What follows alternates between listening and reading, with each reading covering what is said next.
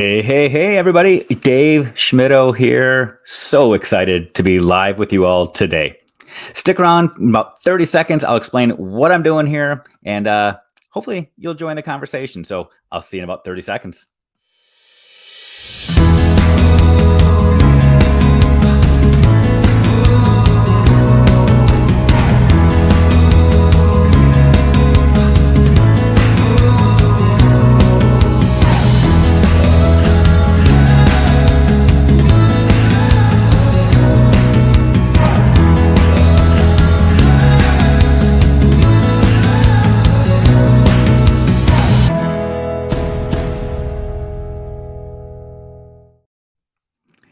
All right, everybody. Happy Monday or whenever it is that you're watching this. As I'm sharing this, it is Marathon Monday. The Boston Marathon just wrapped up, and I'm stoked. Just got to go watch some amazing people out there doing some amazing things. And if you're watching this, remember that you're an amazing person that just accomplished something amazing as well. Might not have been running 26.2 miles, but you're changing lives. Those lives in your family, those lives in your classroom, in your school. So just appreciate all that you do. I am Dave Schmittou, the Director of Leadership and Development with the Teach Better team, and just really excited to be here today. This is yet another monthly quick tip. See, the Teach Better team was extremely lucky and blessed over the past 10, 11 months or so to partner with ESCs across the state of Ohio as a part of a grant known as Remote EdX. Let me unpack what some of that means. First of all, in ESC, for those people that are not in Ohio, an ESC is an educational service center. It's a county-wide system, consortium, if you will, that provides a lot of services to local districts. Where I began my career in Michigan, we had RESAs and ISDs. Some states have county-wide school systems or county-wide divisions or districts. In Ohio, they have ESCs. It's a county-wide system that helps support districts and schools. Well, the Teach Better team, over the course of the 2022-2023 school year, was able to work with 16 ESCs, which means we were able to work with a lot of schools and a lot of districts, changing the lives of a lot of staff and students, doing a lot of work from teaching people about the grid method and mastery-based instruction to strategic leadership, assessment, priority standards, you name it. We're able to help educators all over the state. And every single month, we come online like this to provide a quick snapshot of some of the work that we've been doing. We call it a monthly quick tip, and that's what I'm here to do today. Over the last 10, 11 months or so, I've had the opportunity to work with educators in Miami, Ohio, and Athens, Ohio, and Columbus, Ohio. And some of the work that I've been able to do, I think, is extremely timely to the work that a lot of educators are doing right now. Because as we know, it is the heart of assessment season. Assessment season in some of our minds and hearts tends to cause us to feel uneasy and nervous, frustrated and stressed. And I get that. But some of the work that I've been able to do with educators across Ohio is to help people create more authentic assessments that truly capture student voice, student choice, and get students engaged in the process of their learning. We've created assessments that align to what Ohio calls HQSD. First of all, what is HQSD? HQSD is another fancy way of saying high quality student data, capturing student learning, evidence of student learning in a way that we say is high quality. It's reliable. It's accurate, and it truly measures what students know.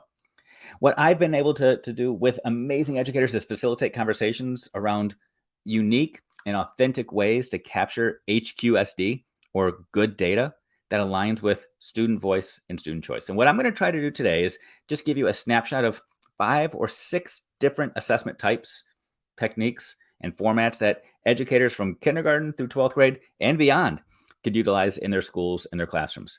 Now, when I say assessment types, I'm not saying multiple choice versus true, false, or short answer. I'm talking about ways to truly get students to own their learning, to show you evidence of what they know so that you as the educator can make strategic decisions on what comes next. So whether you are planning for final exams or midterms or unit tests or unit assessments or weekly checkups or daily assessments, whatever assessment means to you, whatever assessment you're planning for right now, I'm hoping that what I'm about to share with you can just help put things in motion. I jokingly tell people all the time, you can't steer a parked car. So hopefully this will help you navigate a little bit, start moving so that you can shift and steer and turn and take things where you need them to go. So without any further ado, let me walk you through a few fun assessment techniques and strategies that I've utilized in my classroom, in my school, and have been lucky enough to share with people all over Ohio. Let's start with one of my favorites, titled playlists. Now, for full transparency, when I did this in my classroom, didn't call them playlists because playlists weren't a thing. So I grew up in a time when when we were recording music, we had to race to our bedrooms when a song came on the radio and hit play record at the same time to record music onto a tape. Well, when I was in the classroom, that was still kind of the practice, actually. We evolved slowly into burning CDs, but I want you to take that mindset and think about what it might look like today, the use of Spotify and playlists. So here's what I would do. I was a middle school teacher, and what I would do is during passing time between classes, I always had music playing. And in my classroom, the music that was playing was thematic. It had to do with something that we were going to be learning in class. It always had to do with some sort of connection, something, some sort of theme, something that I'd be covering in class that day or that week. And one of the activities that I would do is at the end of every class, I would simply ask the students to tell me what the song that was playing during passing time had to do with our instruction that day. If a student was able to answer and explain what that song had to do with our learning that day, hey, they didn't have to take any kind of follow-up quiz or subsequent assessment later on. They got the check, if you will, for showing that they were able to make that connection throughout the course of class. When I had playlists or when I had songs playing during passing time, when I never had to worry about students being tardy, kids were always rushing down the halls to get to class to hear the song because they knew that if they got there in time to hear the song, to hear the lyrics, they would be able to pass an assessment and not have to worry about something possibly more intense later on in the week. Eventually, that playlist idea would evolve. After a couple of weeks of me sharing songs with students, I would start to forecast for students. I'd say, hey, next week, here's something that we're going to be learning about. And I'm going to give you a couple of days to go and find some music that you think would be appropriate for me to play during passing time based off of that theme or that idea. Students would then go home and they would listen to their own music. They would find songs from their own repertoire, from their own library, if you will, and they would share them with me. They would send them to me. And that would be the song. Those would be the songs that I would play during passing time or during student work time. The playlist idea would evolve and students would eventually start creating and crafting playlists that were full of thematic songs, great lessons that students were able to show me that they could then transfer. They would be able to transfer their own worlds, their own realities, their own songs into my classroom and vice versa. The playlist idea was a great assessment strategy for me because I was able to see if students were really making authentic connections to classroom content and the things that they were learning and the things that they were doing at home. Now, what this also did is it allowed students, without even realizing it, to, as they're listening to music, as they're going through their daily life, to start seeking out content-related songs or looking for themes. They're sitting at home just trying to listen to music, just trying to chill, if you will, and now they're thinking about what's happening in Schmittou's class. Playlists are an awesome way for you to figure out what kids think are important, to get a glimpse into their own worlds, to get a glimpse into their own likes and dislikes and passions, while also assessing student mastery. So think about what you could do in your classroom the last couple of months of the school year. How might you incorporate students' playlists, if you will, into their own learning? You could do this with songs. You could do this with Netflix. You could do this with Disney Plus. You could do this with movies. You could do this with TV shows. Try to figure out ways to make connections between a kid's world and your world and figure out if you can truly see what a kid knows. Another cool assessment strategy. It's called I think, you think, they think. This one serves a lot of purposes. I think, you think, they think. In essence, you're going to ask students 3 questions. When you're asking these 3 questions, you're asking kids to answer through 3 different lenses. So you present some sort of content topic to your students, and then you ask them first, what do you think I think about this topic? I think in this lens means the student. Student, what do you think about this topic? What is your opinion? What's your thought? How do you feel about this? You're then going to ask the students to explain how they think the teacher would answer that question. So, for example, let's use something that's not content related. Let's say the question is, how could we improve this school or this classroom? Student shares their opinion, and then they say, and here's what I think you would say, Mr. S or Mrs. S or Doctor, whatever your name is. And they try to tell you what they think you would say. Number one, that's going to tell you a lot about what the two students think about you. It's also going to allow you to figure out if the students think that you're presenting information objectively. Do they know what you think about all things, or are they still somewhat skeptical about your beliefs? Who knows? And then lastly, how do you think society would answer this question? Society as a whole, or the school as a whole, or what do you think the rest of your classmates think about this? You're asking those three questions for very strategic reasons. Number one, you want to get the student's opinion. Number two, you're trying to assess whether or not that student has a connection with you and or his or her peers or society. As I was talking about this with one of the ESCs in Southern Ohio, there was a school social worker that was present that raised her hand and said, Dave, this is a very cool strategy for me, because as a social worker, there's some profound information that I would be able to analyze through seeing some of these responses. If there was a student who always thought that the rest of the world saw things differently than they did, that would be extremely important information for me to know so that I could do something with it. If there was a student that always thought the rest of the class thought differently, or that the teacher always thought differently, that would be some important information that I could then act on. And I heard that and I thought that's amazing. The ultimate goal for all assessment is so that we can do something with it, not just so that we can document and label good, bad, or ugly, but so that we can take that information and do something. Well, this was a social worker that heard that and said, "Ooh, this is information that I can use to then take and do something with." I thought that was extremely interesting.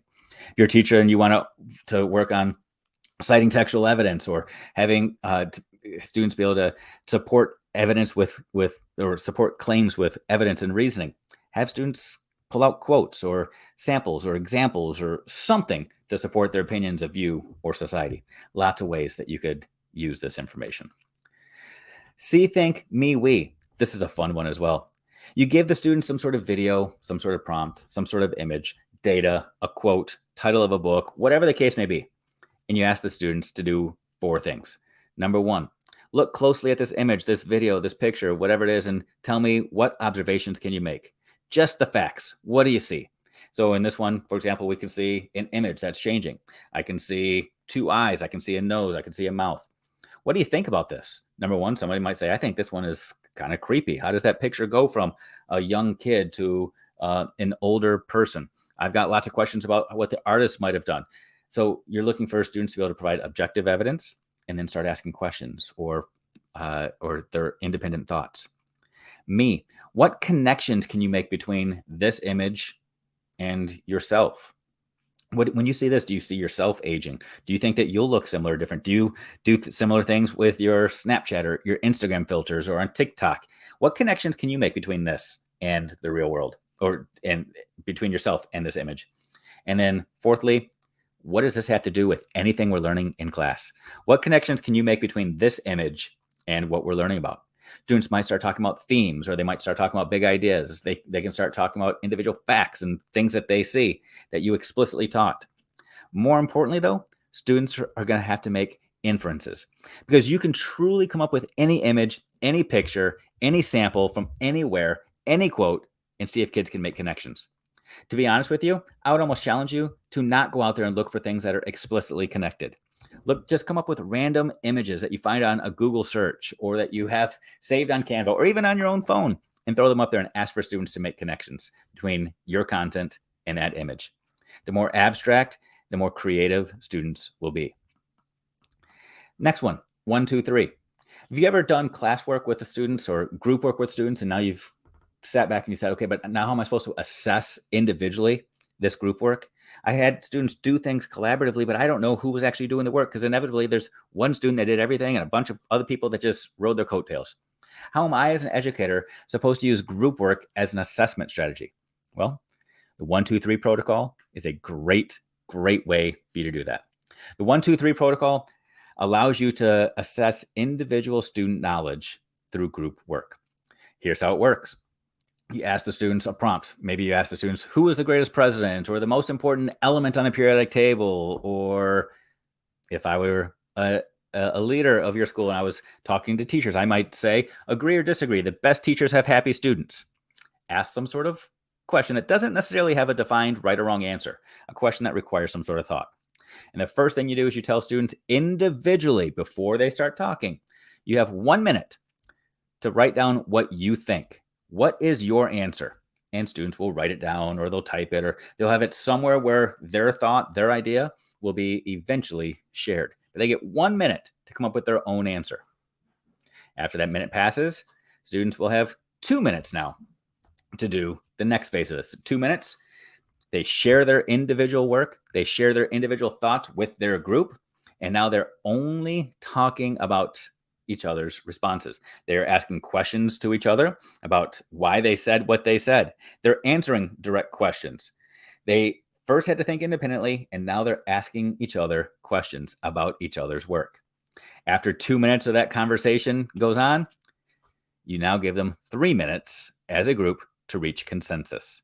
As a group, you've all had the opportunity to think individually, to ask each other questions, and now you've got 3 minutes to reach consensus. This is an important skill for students to learn early on and for us to continue to reinforce consensus building, reaching partnerships, collaboration, collegiality, all of those things, while also you as the educator are assessing and documenting their evidence that they're bringing to the conversations. Assessments work best when they are not right or wrong answers, binary, got it, don't got it. Your job as an educator is to always look at where a student is in the process of learning, knowing that there's always more that they can learn and that everybody brings something to the table. You as the educator are simply looking to say, where are they entering into this conversation so that I can build off of it? Remember, assessment is designed, the best assessments, so that you can always figure out what to do next.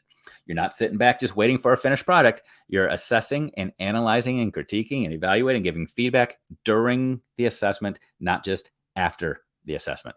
1, 2, 3 protocol is a great way for you as the educator to script a protocol for students so that you as the educator can take great notes to figure out what happens next. And probably my favorite protocol, the one that really has blown up over the last decade or so, brackets. A lot of you have seen these. They've gone viral, like I said, in recent years. If you've never done brackets before, oh, you're missing out. When I was a classroom teacher, 20 years or so, we were doing brackets all the time to the point where some of my students actually called me bracket man.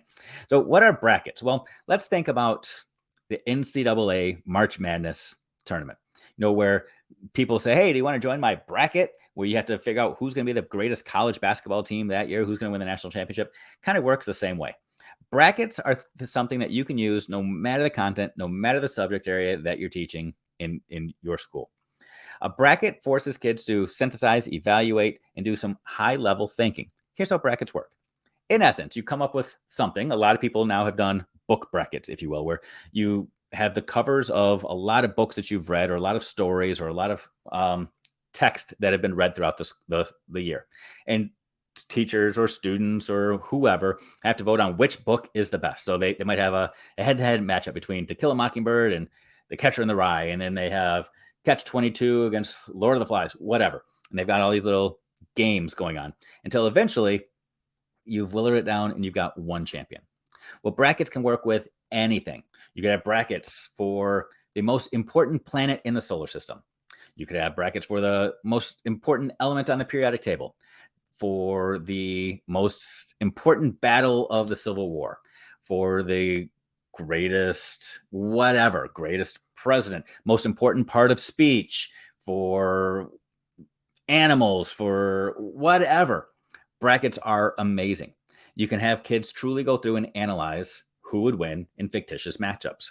Well, one part of it is simply choosing a winner. Got it. But the more important element in all this is how those winners are chosen. Getting kids to explain their rationale is so amazing because, again, assessment should always drive what comes next.